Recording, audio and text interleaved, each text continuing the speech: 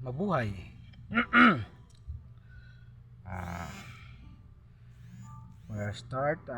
Mag-pray muna po muna tayo. Diyos ni Abraham, ni Isaac, ni Jacob at ng bayang Israel.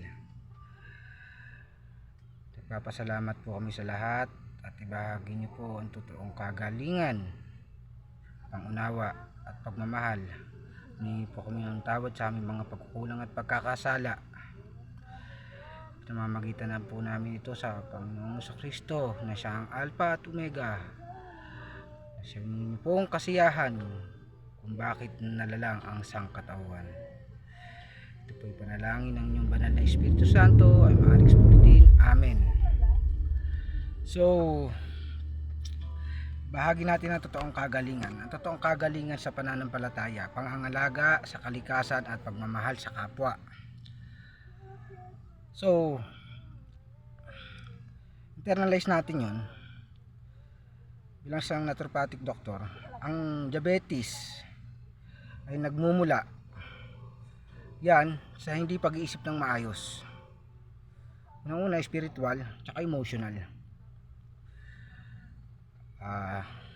87 to 97% kasi ng utak natin binubuo ng sugar.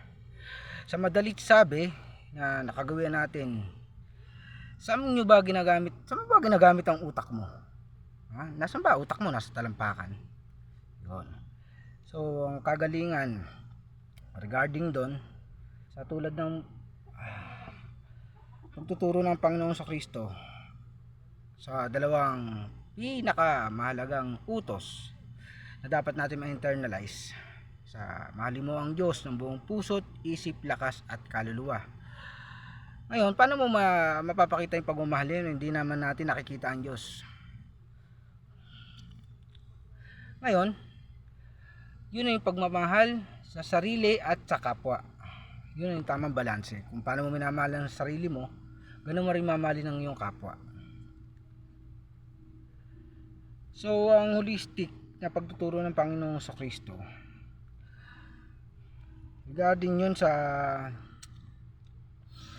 pagtuturo niya, bakit mo pinupuna ang muta sa mata ng iyong kapwa gayong troso ang nasa iyong mga mata?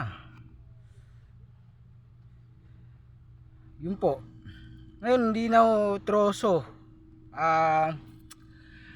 stick na ho ng bamboo katulad ho nito. Yung pagkakaano po nito, likulado ho. Ang konsepto kasi niyan, for barangay community holistic safety, hindi ho kasi natutuwa o hindi ho, ang totoo, mahabagin po ang Panginoon. Ang Diyos po natin mahabagin, hindi ho siya nakakaiyakan ho sila ron kapag nakakapatayan dahil hindi sa pagkakaunawaan. For example, ng gahasa, bakit nadadamay ang iba? Nagnakaw, bakit? 'Di ba? Yun yung yun yung paghahangad ng tao sa kagustuhan na hindi niya makuha, gagawa siya ng kasalanan. Kaya nga yung 10 utos na sinasabi, doon na lang tayo mag-focus sa pakikiapid, pangangalo niya. Kasi ang pagnanakaw, marami na kasing ngayon tulad ng sinasabi natin, pinagkatiwala sa iyo yan,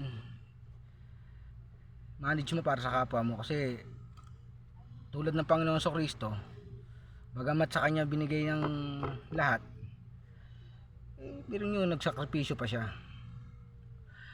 Paliwanag ko simbolo ng 3 pako. 3 pako na yon, yun yung simbolo ng pagbaba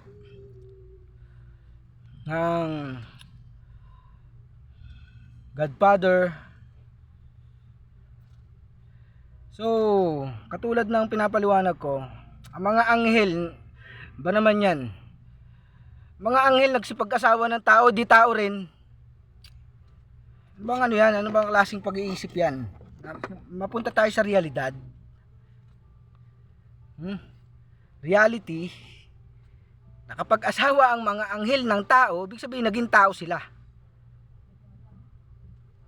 Yun. So papaliwanag ko pa ba yung port yon, simbolo ng simbolo ng tag dito ng Tesla. Yun yung pa ako nakaselyo pa. Naunawaan niyo po. Totoo yung di pagkakaunawa, kadigma. Oh. Maranasan mong maging tao. Yun po ang totoo. Ngayon, binabahagi natin ang totoong kagalingan. Bilang educational consultant, wag na ho tayong kasi yung henerasyon natin, tulad ng sinabi ng Panginoong Kristo, hayaan mo magsilapit sa akin ng mga bata. Siyempre para maturuan. Kasi may mga edad alam niyo po 'yon. Nasa authority na sila eh. Kaya sabi ng Panginoong Kristo na dapat ang magulang ang maging para sa mga anak. Yun po, bahagi natin ang totoong kagalingan ni Jeremias 30:17. Bibigyan kita ng kagalingan, papagalingin ko ang mga sugat mo, sabi ng Panginoon. Manalangin po tayo uli.